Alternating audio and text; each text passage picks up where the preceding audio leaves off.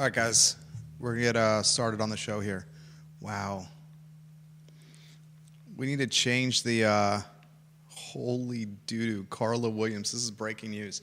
Carla Williams just got an extension. What's the first headline you have on screen? This literally is breaking news right now.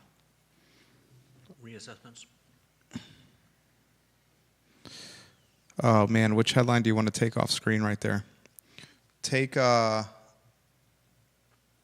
reassessments and put it. Garden Towel. Put reassessments into read viewer and listener comments live on air, and I'll give you this new headline. This is literally breaking news as it's happening on the fly. Tell me when you're ready for the new headline. Ready? I'll rattle this off to you. Breaking news happening right here on the program. UVA-AD Inc.'s 5-year extension. UVA-AD. UVA-AD. AD is capitalized, short for athletic director. UVA-AD Inc.'s 5-year extension, 29% raise. Insane.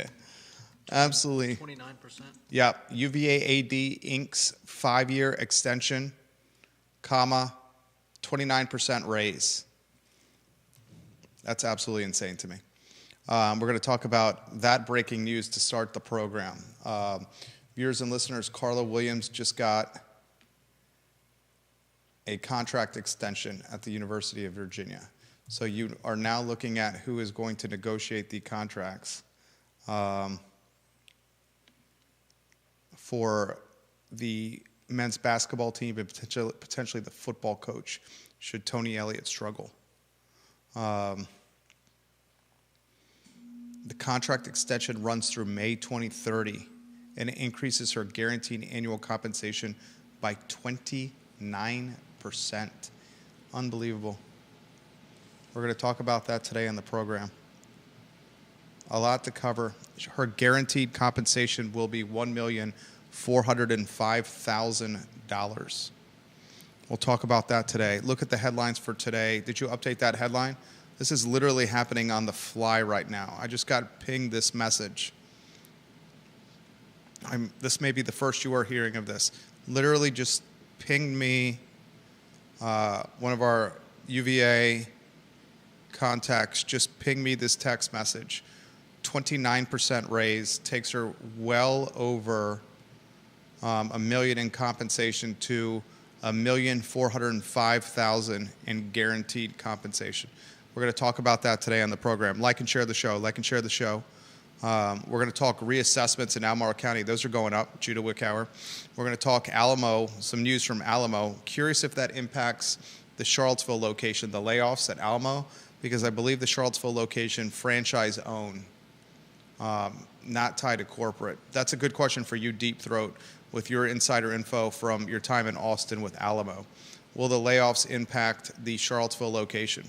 I want to talk on today's program, ladies and gentlemen, of pickleball courts and Darden Tao, a brouhaha brewing of significant proportions. Kevin Yancey calls the Carla Williams news unfathomable. I'm literally flabbergasted that this is happening. So much to cover on the program. The shake and shape of the show has completely changed after I received the ping, the text from a UVA insider about Carla Williams inking a contract extension. Ladies and gentlemen, we're going to have a lot of fun today on the... Is today Thursday? This week has flown by, has it not? Kind of. Thursday edition of the show. Judah, I'm going to ask you which headline is most intriguing to you. So be prepared, my friend, to answer that question. I always ask you that question. So you should always be prepared for that one. Like and share the show. We work hard for you. That's the only thing we ask in return is you like and share the show. Help us spread the gospel, my friends, please. You ready to rock and roll, Judah? Yep. All right. I can rock and roll in 10 seconds. Start the program in 10 seconds. Tell your friends, Wahoo Nation, we're going to talk about Carla Williams' contract extension. I'm shocked by this, frankly. All right, J-Dubs, let's get this party started. Let's get this party started right. Let's get this party started. Let's get this party started right. Quiet on the set. And quiet on the set.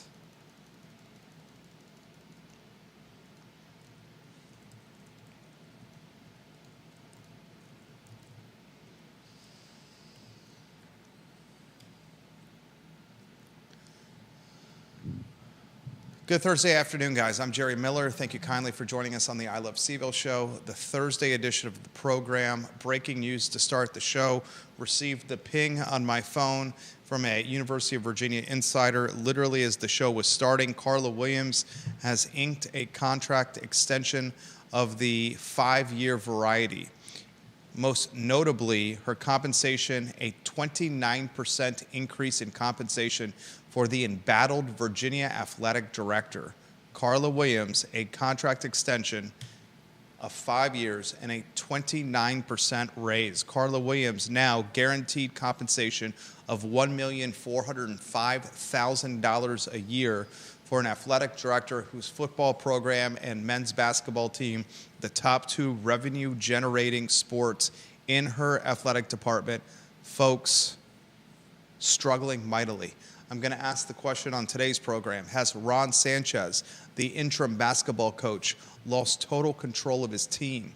The Ponies from Southern Methodist University, SMU, ladies and gentlemen, beat UVA at the John Paul Jones Arena at the buzzer with frankly a fantastic 3-point shot from SMU at the buzzer. It was heartbreaking to watch. It was a game Virginia should have won, and frankly speaking, it was a game Colleen Tyler, thank you for watching the program. It was a game that UVA should have won.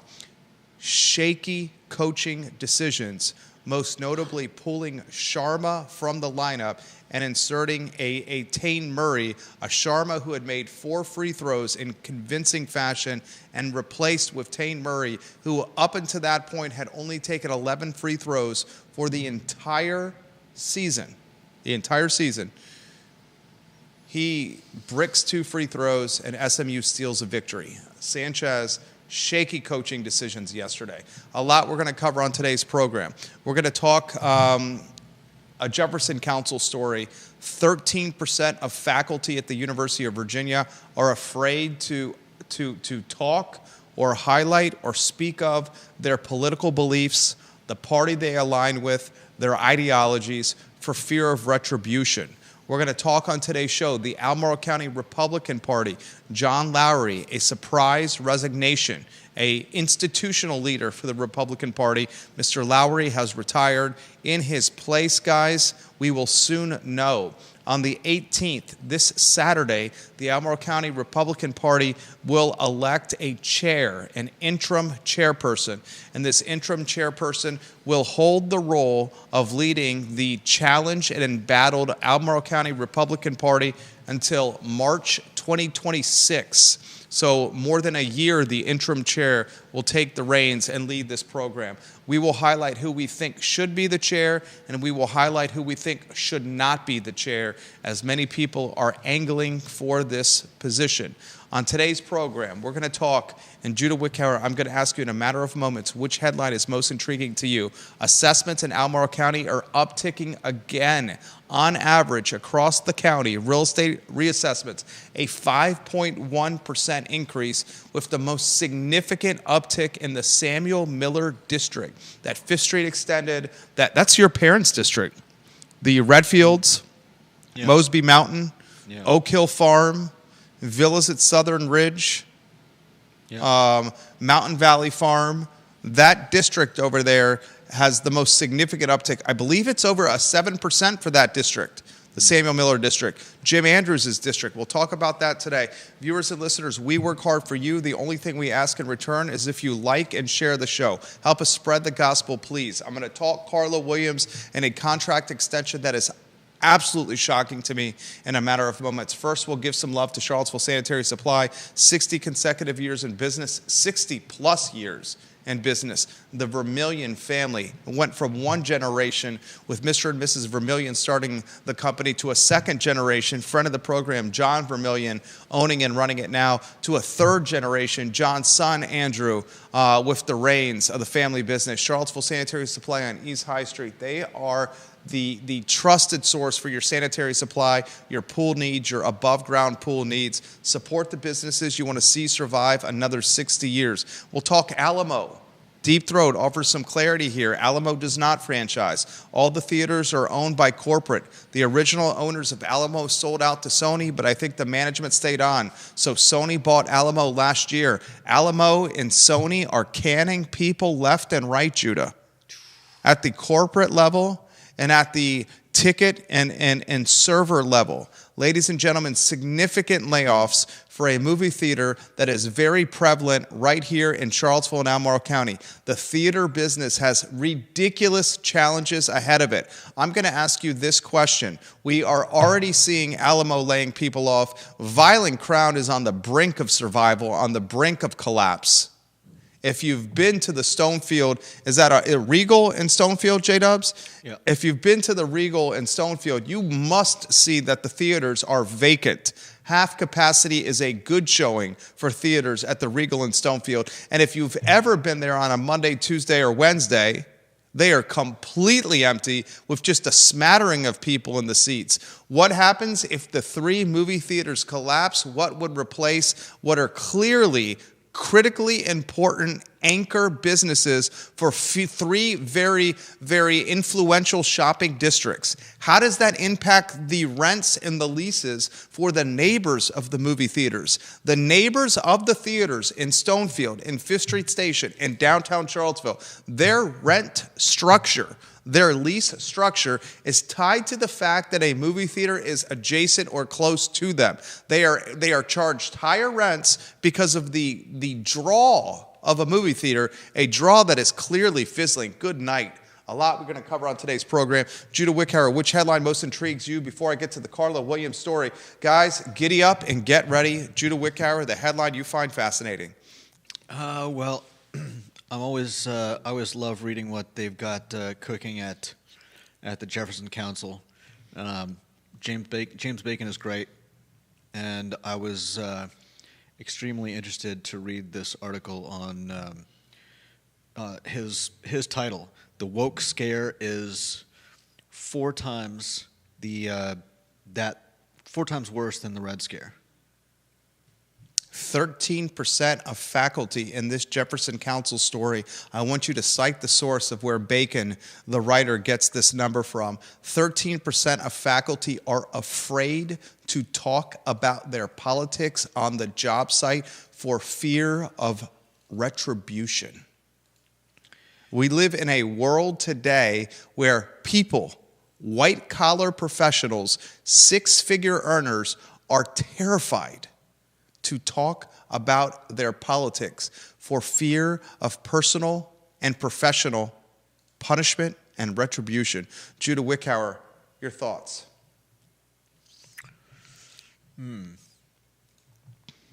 I think it's interesting.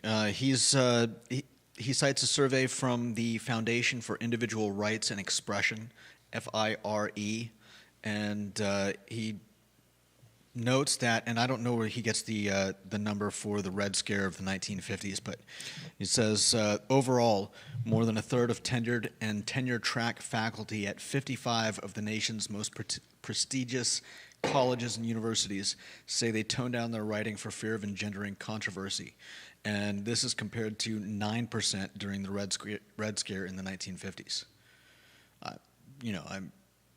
That's crazy in and of itself. We'll unpack that on today's program. We'll use it as a springboard to talk who the Albemarle County Republican Party should elect as an interim chairperson this Saturday. But first, the lead of the show, Judah, One Shot Me, lower third on screen. Carla Williams, ladies and gentlemen, 5-year contract extension for Carla Williams. Some are applauding this news right now. Others, like me, are absolutely shocked, flabbergasted, dismayed, maybe even angry. Her contract now runs through May 2030. The contract was set to expire this May. Carla Williams is going to get a 29% pay increase with guaranteed compensation, ladies and gentlemen, for the embattled athletic director, now topping $1,400,000 annually. This is an athletic director whose two prime programs, two marquee teams, football and men's basketball, are underachieving at levels that are historic underachievement for Virginia athletics. The men's basketball team last night falls to 8-9 overall and is in the cellar of the Atlantic Coast Conference after it blew a late game lead against the visiting SMU Mustangs. The second loss to the Ponies this year, a loss that certainly could be chalked up, certainly attributed to some terrible coaching decisions down the stretch by interim coach Ron Sanchez. Here's some things for you to consider tonight on the text thread with your friends or this weekend at the cocktail party with your family and your buddies. Carla Williams now as the athletic director that has $1.4 million in guaranteed compensation and another 5 years plus of runway on her contract through May of 2030 now, is going to lead the charge of hiring the men's basketball coach once this season is finally finished, and I think you may be able to put a fork in it right now. The only thing that's going to save this Virginia men's basketball team at this point is if it wins an ACC tournament title and then qualifies for the big dance from the automatic bid of winning the tournament championship. We clearly see a team that is a shadow of its former self, defensively, offensively, and identity-wise. This was a team that was supposed to score. It clearly is not doing that. Offensively challenged. And when you're offensively challenged, like Virginia basketball has been in years past, your defense better be damn good. Unfortunately, this year, that is not the case. So now Miss Williams is going to be entrusted with hiring the men's basketball coach and potentially the football coach. Tony Elliott has 1 year where he can prove that he can take a brand new program, a transfer portal reimagined program, and win with it. If Coach Elliott does not get to 6 wins this year, there's not a chance in HE double hockey sticks he gets back. And we learned a couple days ago, this is frankly common knowledge, but certainly broken down extremely well by Travis Wilburn on the Tuesday edition of the I Love CVille show, that if football and men's basketball are not performing at a successful clip with butts and seats and stadiums and arenas full, then the economic ecosystem we call Charlottesville and Albemarle County suffers mightily. The athletic director, Miss Williams, is not just picking a head coach for football and basketball. She is not just guiding the athletic department. In a lot of ways, she is one of the most influential people when it comes to the Charlottesville and Albemarle County and Central Virginia economies. When the football and basketball team are doing well, 60,000 people are at Scott Stadium 6 or 7 times a year. When the basketball team is doing well, you have 14,000 and change, 15,000 and change at the John Paul Jones Arena a dozen plus times a year. Ladies and gentlemen, you have half-filled arenas at the John Paul Jones Arena, and you have maybe 25,000 people at Scott Stadium. It is an economic catastrophe right now. And if you're just tuning into the program, the breaking news that you will see on every legacy and traditional media platform is Carla Williams getting a 5-year extension, a 29% raise. Judah Wickhauer is damn good at his job. 29% raises Judah Wickhauer is not getting, though. Who is getting 29% raises besides Craig Kent, the CEO of UVA Health, and Carla Williams, the athletic director of the University of Virginia? Craig Kent. Craig Kent got a $500K some raise, remember? We talked about it on the program. In fact, Craig Kent raise, I will Google. He's the top earner at the University of Virginia, interestingly, when you don't count the head football coach.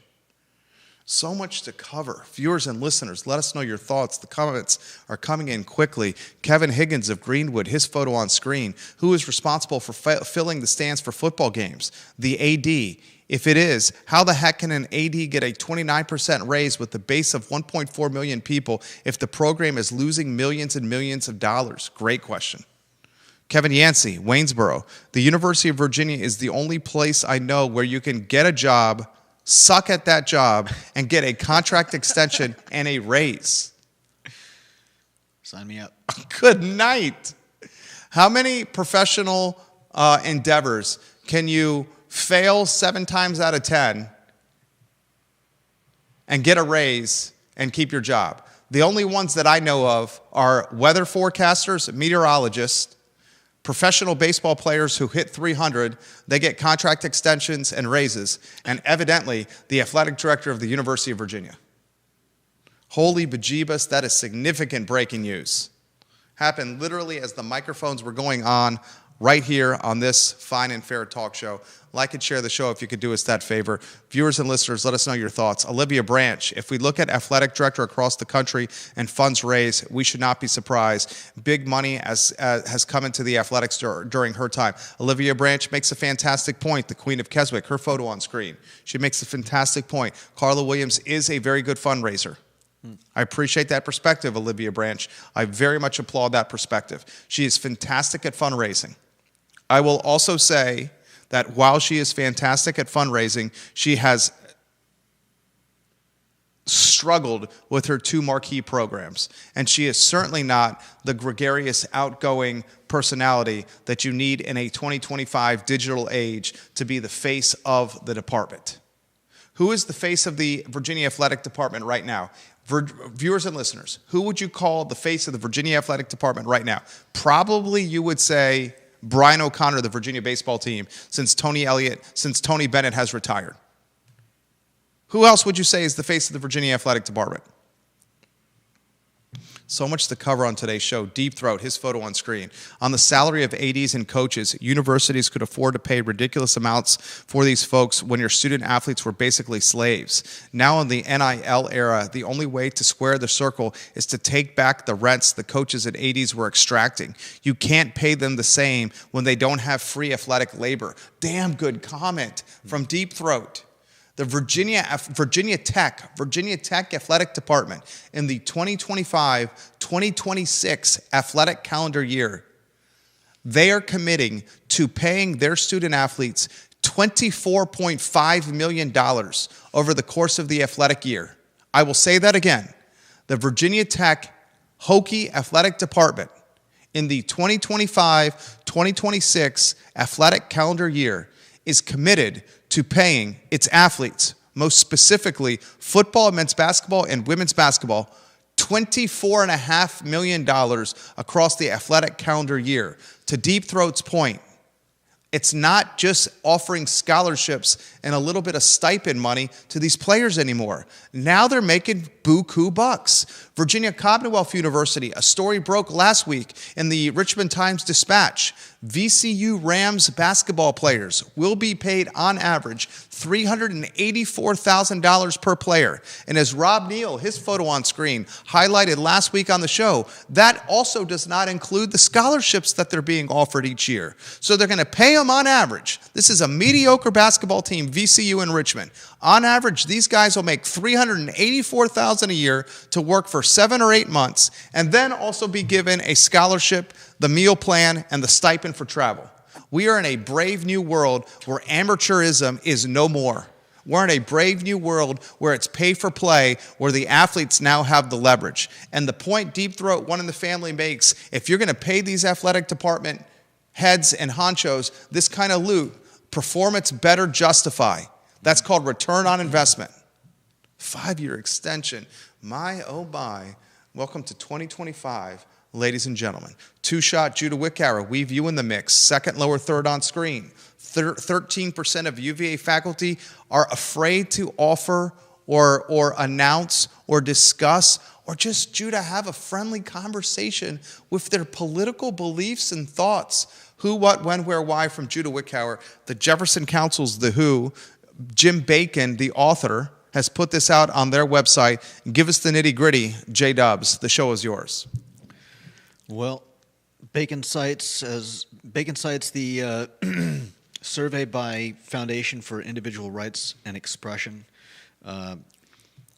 3 times, over 3 times, 4 times, more than a third, 35% of tenured and tenure track faculty compared to 9% during the Red Scare of the 50s. These are, as mentioned, tenured and tenured-track faculty who feel unable to speak freely for fear of offending someone. That was, I think, 27%. 40% say they worry about damaging their reputations, because, of course, you can damage your reputation for thinking something different than someone else. If you don't know Judah, that was sarcastic. He was being facetious. I picked that up barely, and I'm sitting across from him. Not sure the viewers and listeners that are just listening to the audio picked that up. That was sarcasm there. Yeah. UVA and Virginia Tech, both covered by the survey. Virginia Tech has 22% of the faculty members saying they hide their political beliefs from colleagues very often or fairly often. At UVA, it's 13. I was surprised that. Shocked it's not higher. Yeah. What's the number at Virginia Tech? At Virginia Tech, it's 22%. This is people that say they hide their beliefs from colleagues often. Non-tenured faculty, who obviously enjoy less job security, are more scared than tenured faculty, so I'm sure the numbers are higher there. And this was a bit troubling. One professor at UVA told Fire that when the university decided to install a DEI administrator, quote, "Our dean stated flatly and publicly that they wished they could do away with tenure protections and fire anyone who disagreed," unquote. Wow. What does that remind you of? Kate Schartz, welcome to the broadcast. Thank you for watching. David Varel and Nags Head, we love you. DV, OBX's finest. What does that remind you of? What does that remind me of, besides the Red Scare? People being terrified to openly state anything about their beliefs. In the last 90 days, ladies and gentlemen, we have seen a culture at UVA Health where middle management was afraid to speak up. Just 90 days? They went on record with that anonymous letter signed by the physicians, the 128 physicians. Yeah. They went on record saying, we are seeing medical malpractice with medical charts being changed to maintain performance standards and rankings. Mm-hmm. We're being told to fraudulently bill patients. We're being told to upcharge. And if we do not do this stuff, we fear professional retribution.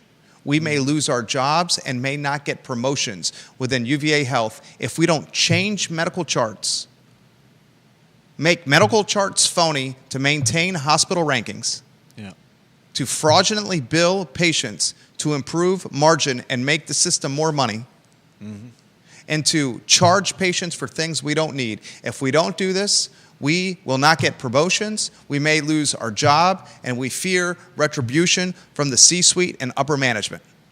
It got so bad that 128 anonymous doctors wrote a letter. Yeah. There was a bottle of top shelf booze outside our store, outside our studio, with a card signed UPG 128 when I arrived one morning. They're talking off the record to the media. Now the Jefferson Council's writing commentary that more than 10% of the faculty is fearful of talking any politics of any capacity. Yeah. There was a time in our country where Democrats and Republicans, libertarians, socialists, God-fearing people, atheists, could all have a conversation at a booth at Tip Top Restaurant on Pantops over a stack of flapjacks and some coffee with cream about their beliefs. And when the flapjacks was cleared and the coffee was finished, everyone said, I may not agree with you, but I respect you, and they went their separate ways. Today, the 2025 version of that booth in Tip Top, it's siloed commentary, siloed ideology, and siloed conversation.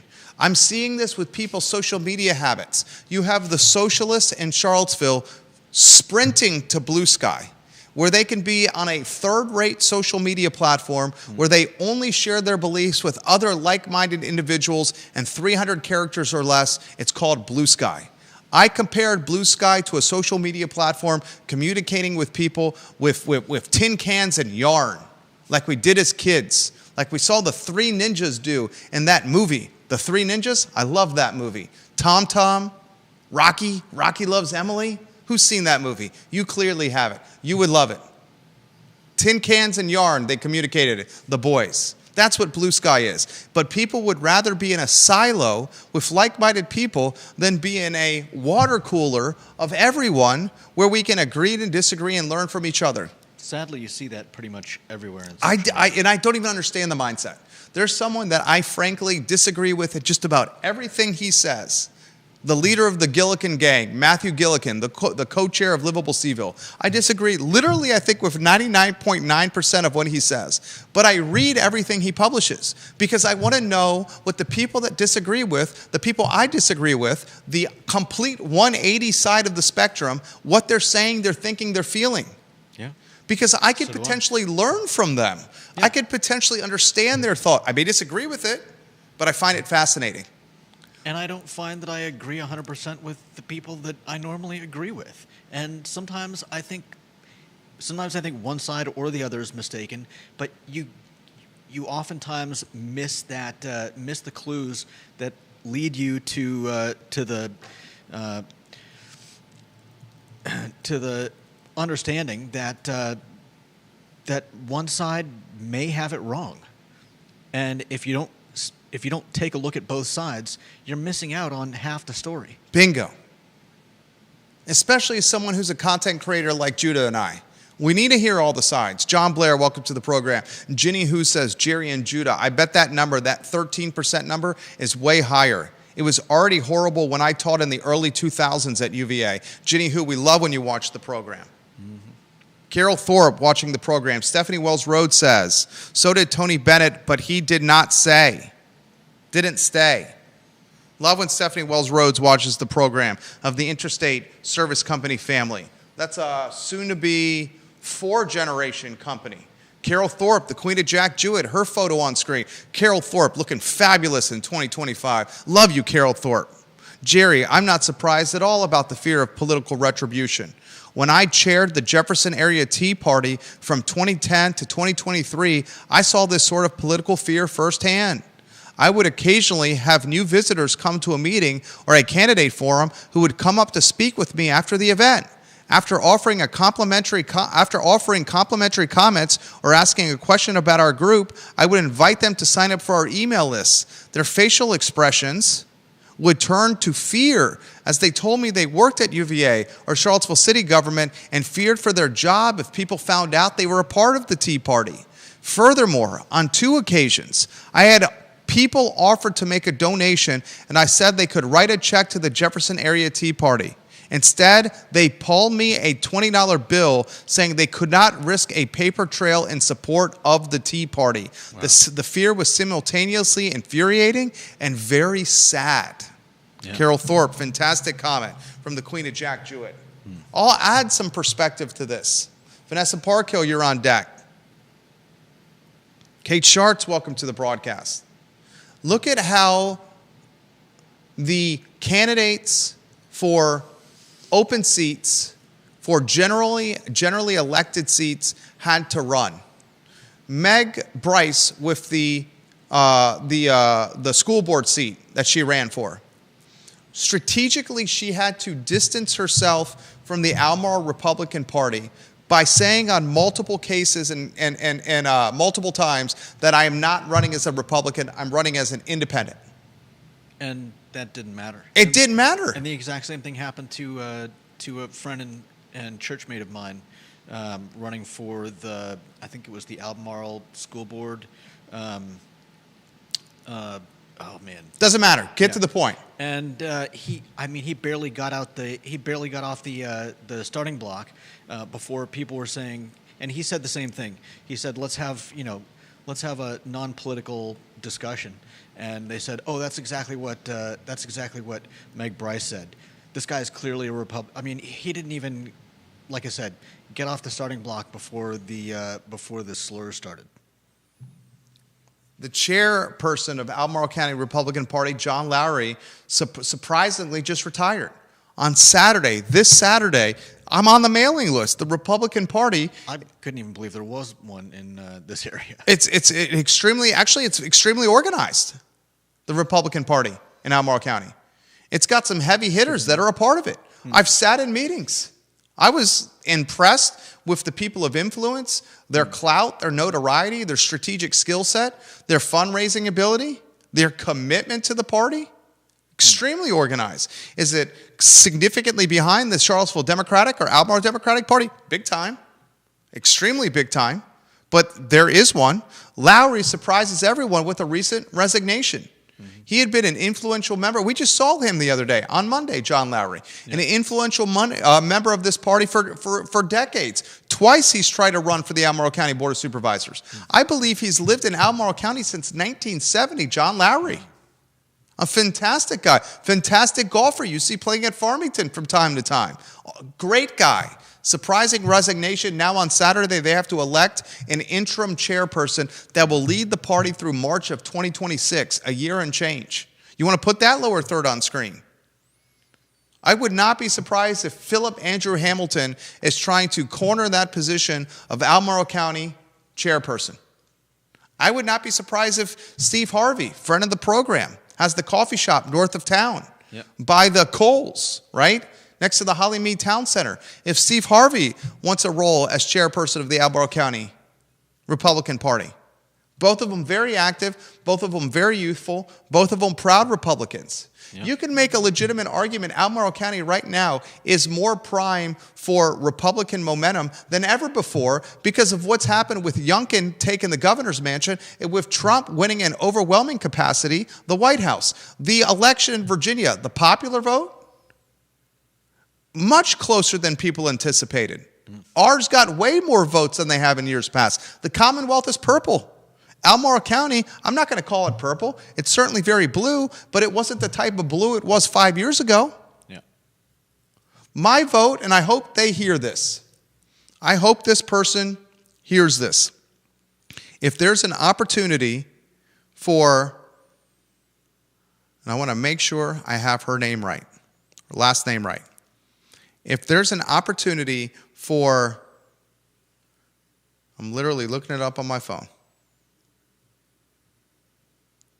for Jamie Bogdanich to be the interim chairperson of the Albemarle County Republican Party, she would be a fantastic leader. Fantastic leader. The party needs new, young blood. Nancy Muir, the vice chair, leading the process to elect an interim leader. If it was up to me, and I don't know if she wants to do it, this is just one man with a platform and a microphone. Jamie Bogdanich would make a fantastic leader of that party, ladies and gentlemen. I hope she hears that. John Blair watching the program. I know an engineering professor, Judah, his photo on screen. I know an engineering professor at Virginia Tech, and they've made the following statement. The engineering school is heavily Republican in both students and faculty, but the administration has made it clear that the professors and students just do not talk politics. I imagine the same is true at UVA.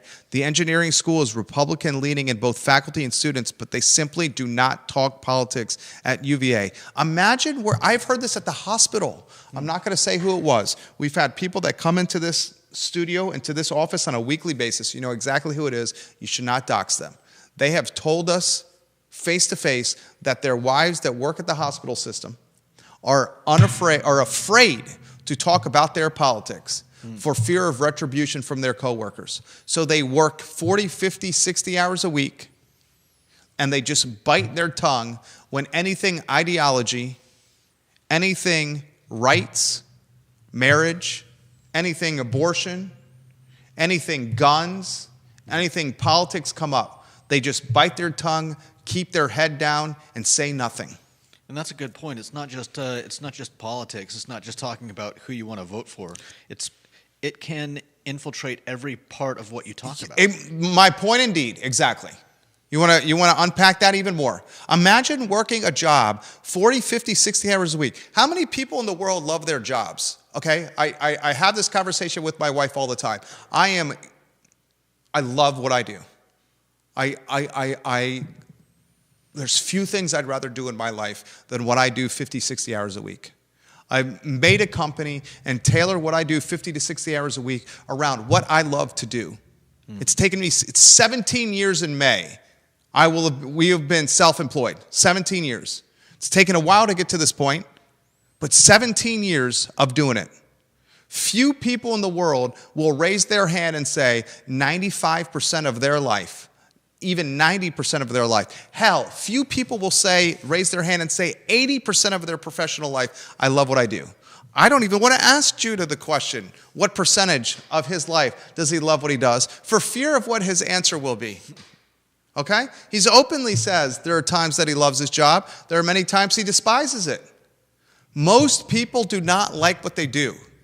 Imagine doing something 40, 50, 60 hours a week, the thing you do most in life, not liking what you do, and then being surrounded by coworkers and bosses that pretty much force you to zipper your mouth and keep your beliefs from being heard in a professional setting. Or worse, agree with them. Think about that. Just to keep yourself safe. Think about the person that is working a job 60 hours a week and hates it, and then compounds that job hatred with the fact they cannot talk about politics, marriage, sexual reproduction, abortion, guns, taxes.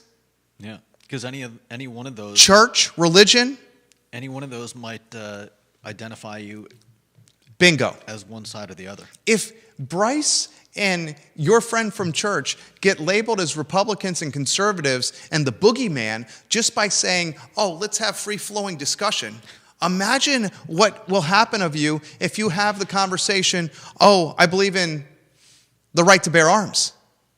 You will not only be labeled the boogeyman, you will have the boogeyman carved into your locker with a knife when you're not looking. Potentially. That is the world we live in today, and that is unacceptable from either side. Disheartening at best. Elliot Harding watching the program. I was 25 when I was chair of the Albemarle County Republican Party. I love Elliot Harding. Elliot, you should come on the program again.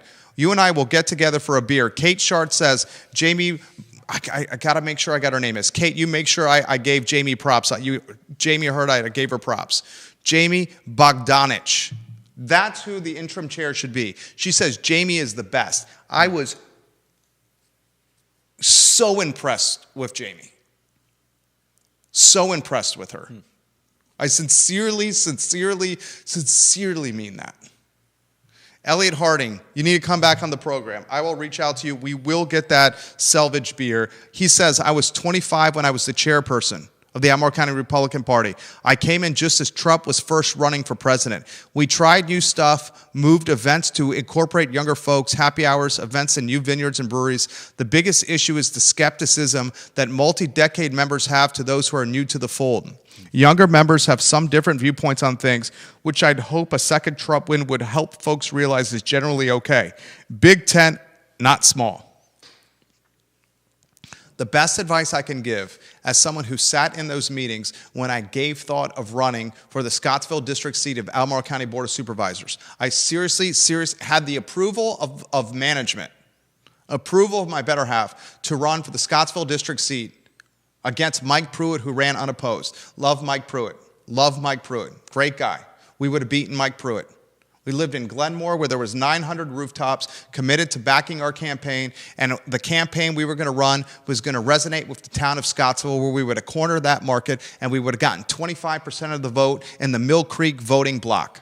We would have won that race with this platform. And then our second son legitimately did not sleep for 7 straight months. My wife and I, for 7 straight months, did not have a night of sleep. The extent of the sleep that we got for 7 straight months was maybe a 90-minute stretch at a time.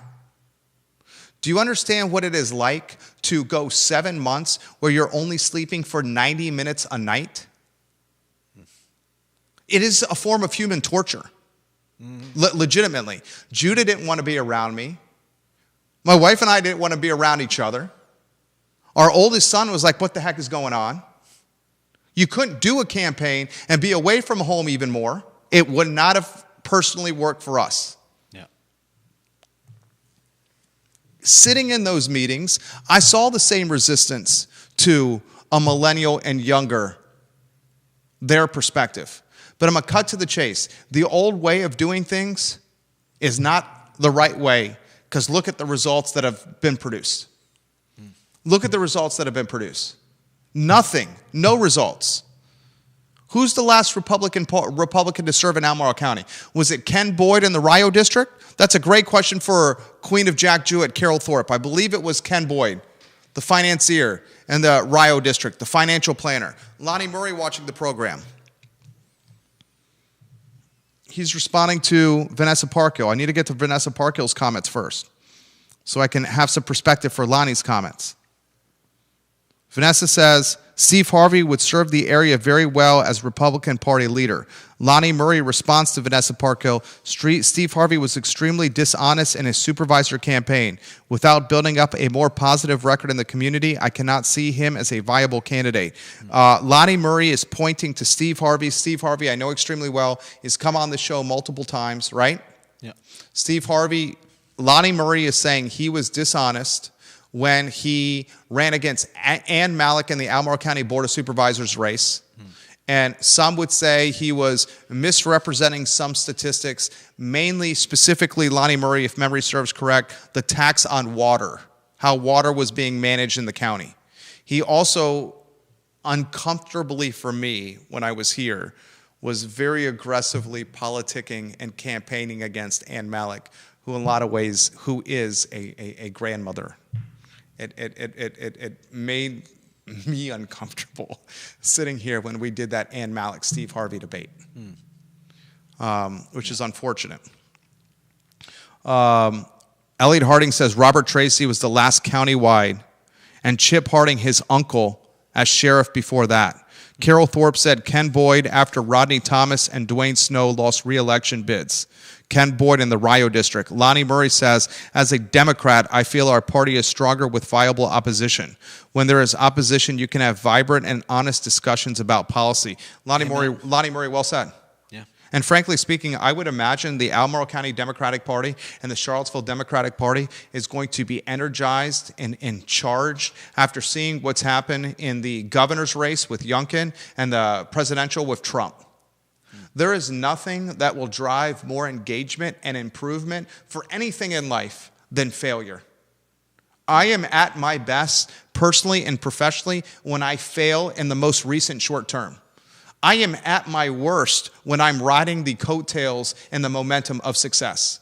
When I ride the coattails and momentum of success, which we have, I become bloated, fat, comfortable, conceited, arrogant. When I'm failing, I become nimble, aggressive. I pivot. I think differently. I'm challenged. Yeah. I would rather, in any sport, play someone that is way better than me and lose than play someone worse than me and beat their ass. Oh, yeah. Any day.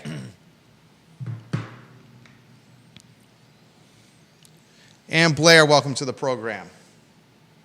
Logan Wells Calelo, thank you for watching the show. What a day for a content creator on the I Love CVille network. Judah Wickower is invigorated. He's fired up. Look at that invigoration from Judah on screen. Look at that invigoration right there. The level of intensity from the jack of all wits. What's your intense face? My intense face. It's probably not very intense to most people. It's probably me just focusing down on something. I've seen your intense face before. I'll probably have a pen in my mouth. Probably look something like this. Philip Dow says this, I hate to say this today because of political beliefs. I'm embarrassed to say I'm a graduate of the University of Virginia. I was having this conversation with somebody else. The University of Virginia today is completely different than the University of Virginia I first saw in 2000 when I arrived as a first year in Dabney, 101 Dabney. Shannon Maranzano, my roommate. And it's certainly different from the University of Virginia my dad went to from 68 to 72. almost unrecognizable from 2000 to now. E.G. Williams watching the program. Respectfully, do you all not feel that the game is the same, but the roles would be reversed in a heavily conservative community? Help us unpack that, Judah Wickower. E.G. Williams watching in Tennessee, I believe. Say that again? He says, respectfully, do you all not feel that the game is the same, but the roles would be reversed in a heavily conservative community? Oh, I'm sure it generally is. Unpack it, what he's saying right there. He's saying if this were a community that largely votes Republican, Fluvanna County, Orange County, Nelson County, Greene County. then you would have the same situation, just reversed, where one party is largely in control, the other party is largely ineffectual, and it can be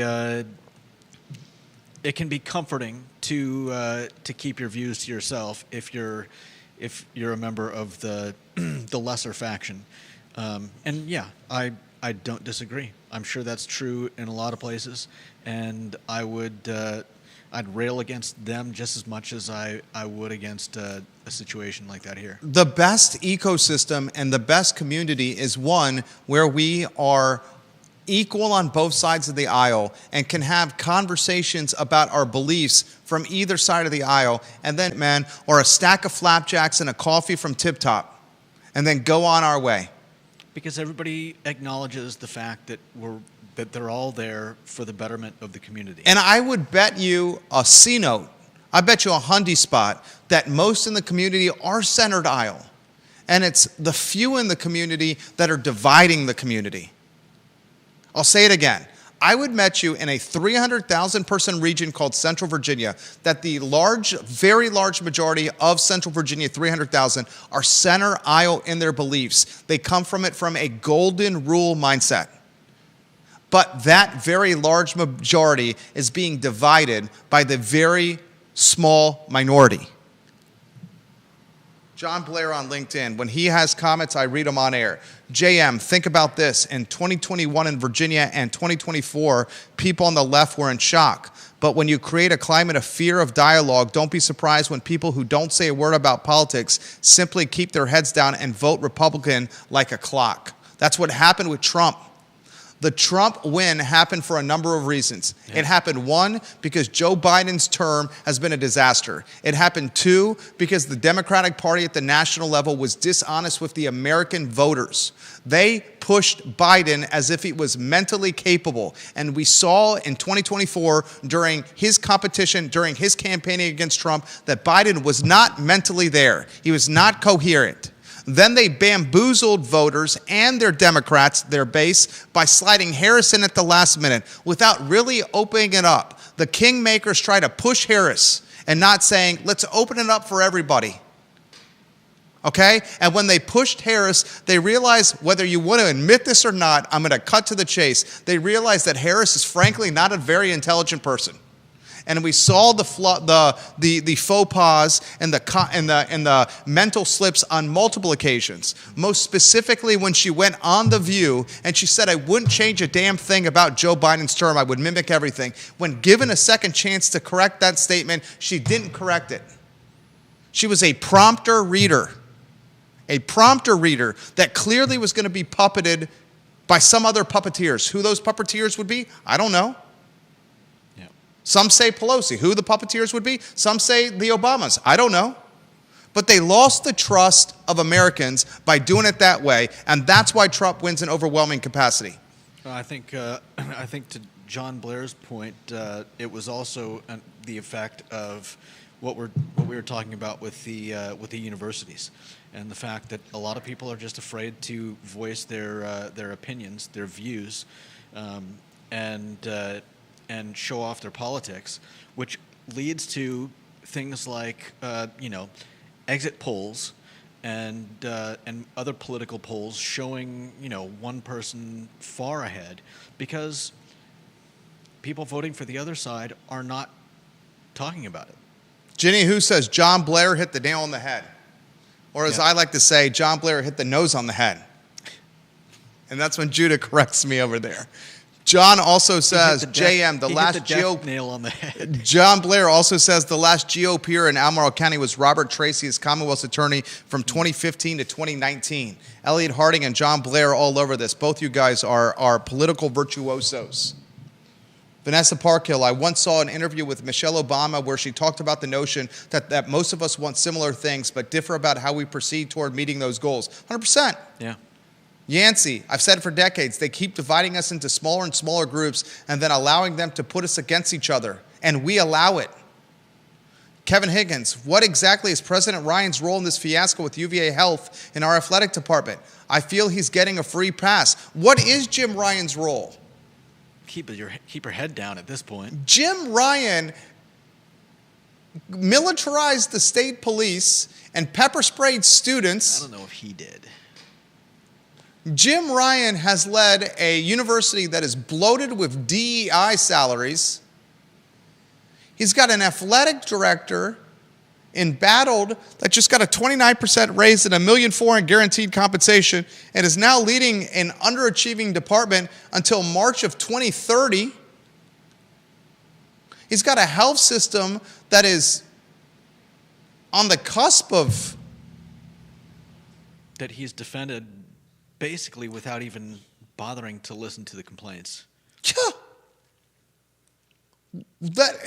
What the heck is going on here? Where's the report of the murder of the 3 football players and how it was handled? Seriously. Yeah. What's going on with the fraternity and Greek life? And why it's being targeted by the administration? Why can't team members speak up with what they say or believe? Good night. Goodness gracious, great balls of fire. Next topic on the talk show, Judah Whitcower, what do we got? Let's see. Movie theaters, UVA hoops, Verve. Okay, first, I highlighted this. Mark your calendars for next Wednesday. The Executive Vice President of Development for Subtext is coming on the program to talk about the Verve. It's an multiple apartment towers that are being built on Stadium Road in the city of Charlottesville, over 729 square feet, 729,000 square feet, Yeah. over 460 apartment units, more than 1,300 beds, and a boatload of commercial space. This Executive Vice President of Development is coming on the show next Wednesday to talk about this project. Will this bring down the price of apartments? Could it create a glut of multifamily, a type of housing that may potentially already be soft? Maybe. Especially as second years in a couple years are going to be offered an opportunity to live on grounds or suggested or instructed to live on grounds permanently. Second years. What that's going to do to multifamily, who knows? I'm going to tell you right now, if you're a developer, if you're thinking about building any kind of multifamily right now, I would pump the brakes, dude. Pump the brakes, dude. Next Wednesday, we'll talk about it. We talked basketball already. So is the last topic theater? Theater and Darden Tao, I think. Darden Tao, pickleball courts. There's a brouhaha brewing right now. The picklers want more pickleball at Darden Tao. The tennis players want the tennis courts to persevere at Darden Tao. Who's going to win? The picklers or the tennis players? Fight. The traditionalists or the innovators? If I put my money on something, those courts at Darden Tao are going to get lined for pickleball, and the tennis players are just going to have to deal with the fact that the tennis courts have some pickleball lines on it. Book it. Mark it down. What do you call those things where you get people to sign up to support something? Oh man, sign a petition. There's petitions on both sides going on right now. The picklers versus the tennis players. Who's got the strongest rackets? Who's got the best forehand? Who's got the best overhead slam? The picklers or the tennis players? The winner gets the lines on Darden Tao.